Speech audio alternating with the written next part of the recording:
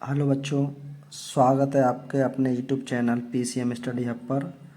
बच्चों, आज हम पढ़ने वाले हैं फिजिक्स का एक बहुत इम्पोर्टेंट टॉपिक, गोलीय दर्पण और उससे प्रतिबिंब कैसे बनते हैं।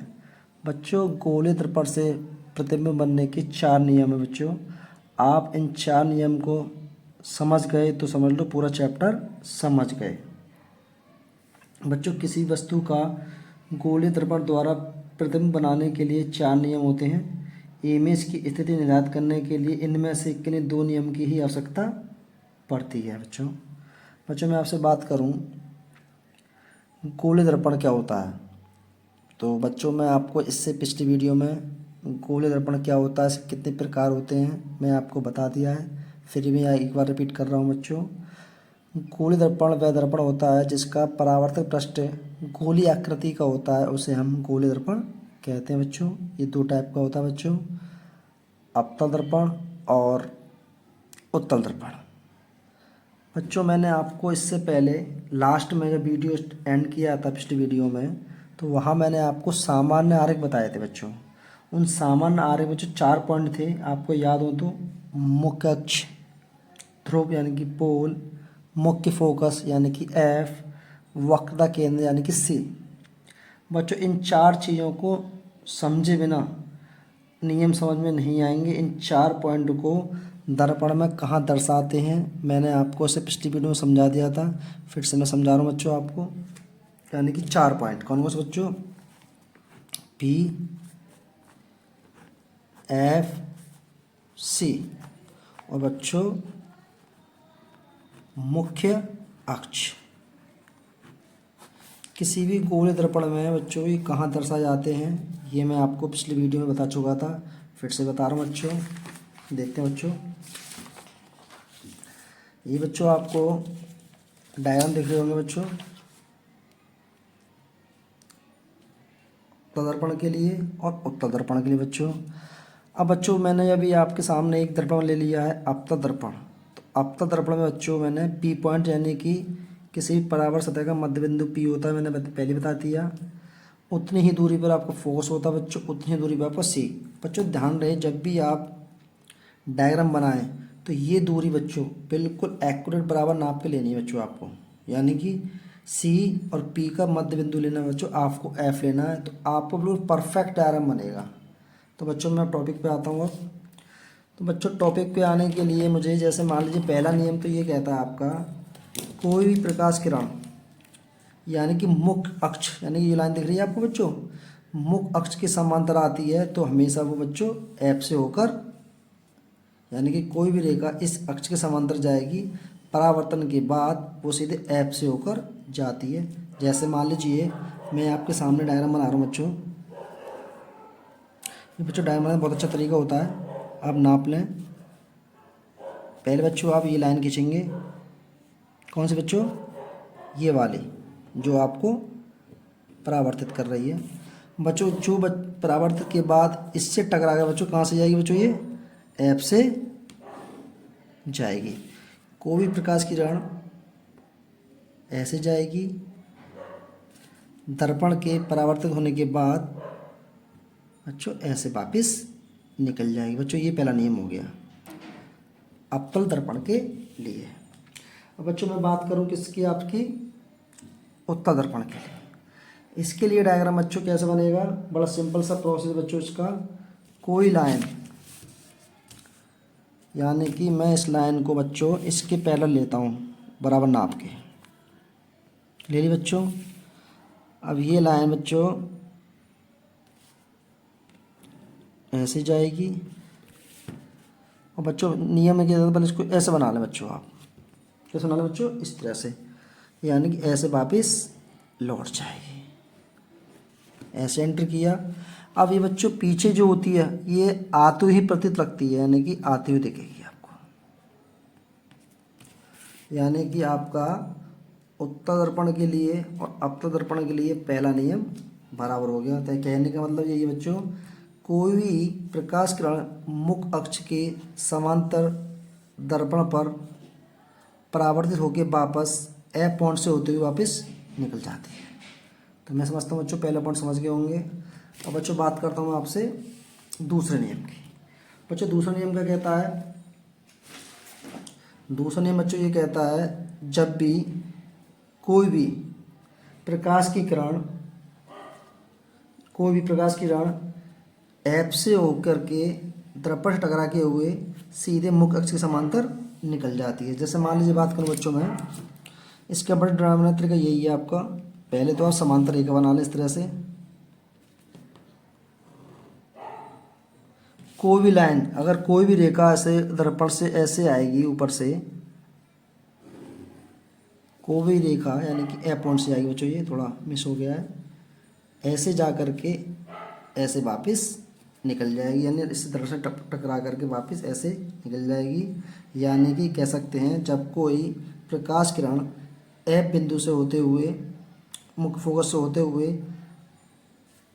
दर्पण से टकराकर वापस मुख्य अक्ष के समांतर निकल जाती है। बच्चों समझ गए होंगे आप।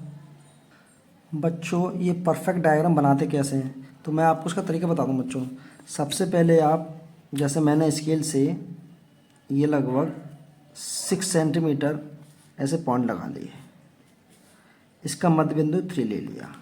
अब बच्चों मैं थोड़ा जुगाड़ की सहायता से, यानी कि ये दिख रहा होगा आपको ढक्कन, तो इसको बच्चों मैंने इस तरह से पॉइंट जो लगाए थे, मैंने इस तरह से आपको यहाँ पर ले लिया बच्चों। अब बच्चों जो मैंने मध्य बिंदु लिया था, यानी कि ये वाला, मध्य बिंदु, तो इसको बच्चों मैं मुख्य अक्ष के लिए यूज़ कर लूँगा, यानी कि ये, यानी कि 4 और 4 8, यानी कि मैंने 8 सेंटीमीटर की लाइन खींच ली। यानी कि ये जो आया और ये आया, और बच्चों एक पॉइंट ये आया, यानी कि बच्चों ये हो जाएगा P, ये F और ये C। और बच्चों यहाँ पर ये MN जो है, ये है आपका द्वारक। ये मैं आपको पिछली वीडियो में बता चुका था। अब मुझे बच्चों इस पे कोडिंग करनी है, तो कोडिंग करने के लिए बच्चों यहाँ पर मैं अंदर कोडिंग करूँगा, क्योंकि मुझे उत्तर दर्पण बनाना है, क्योंकि इसकी बाहरी सतह यानी ऊपरी सतह परावर्तित सतह होगी। अब बच्चों कोटिंग कर ली। अब ये वाला नियम इसमें कैसे काम करेगा बच्चों? सेम जस्ट जैसे इसमें किया था वैसा ही इसमें होगा। तो बच्चों कोई लाइन एफ से यानी कि जाती हुई प्रतीत होगी, और टकरा के वापस बच्चों, यानी कि ये किरण आगे आपकी जा रही होगी बच्चों, और वापस ऐसे मुख्य अक्ष के समांतरी वापस निकल जाएगी। यानी कि इसको थोड़ा मैं आगे बढ़ा लेता हूँ मुख्य अक्ष को बच्चों। नियम नंबर 2 आप समझ गए बच्चों। पहला नियम ये कहता है बच्चों, कोई भी प्रकाश किरण मुख्य अक्ष के समांतर दर्पण से टकराकर बिंदु फोकस एफ से होकर जाती है, पहला पॉइंट। दूसरा नियम बच्चों ये कहता है, जब कोई तिरछी रेखा एफ से होते हुए जाएगी तो वो परावर्तित होकर मुख्य अक्ष के समांतर निकल जाएगी, लगभग एक दूसरे के पैरेलल, समान समझ लीजिए आप। अब मैं बात करता हूँ बच्चों आपसे तीसरे नियम की। बच्चों तीसरा नियम ये है, ये आप डायग्राम देख रहे होंगे बच्चों, इसमें कुछ नहीं होता बच्चों। कोई भी प्रकाश की किरण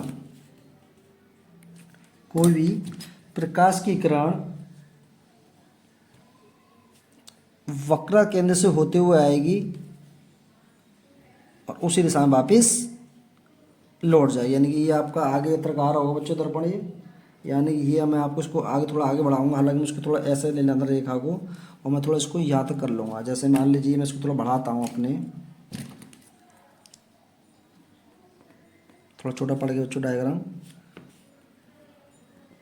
तो बच्चों ये लाइन यानी कि जो किरण, जो प्रकाश किरण ऐसे आएगी वापस उसी दिशा में लौट जाएगी। थोड़ा छोटा बन गया, मैं थोड़ा इसको लाइन को थोड़ा ऐसा लेना था, जगह नहीं थी बच्चों। तो इससे स्पष्ट होता है, जब भी कोई प्रकाश की किरण वक्र केंद्र से होते हुए आएगी वापस उसी दिशा में लौट जाएगी। नियम नंबर 4।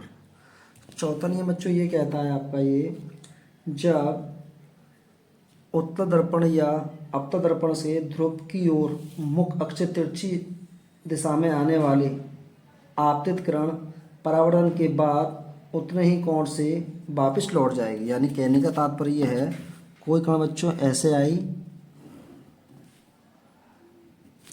उतने ही कोण से बच्चों वापस लौट जाएगी।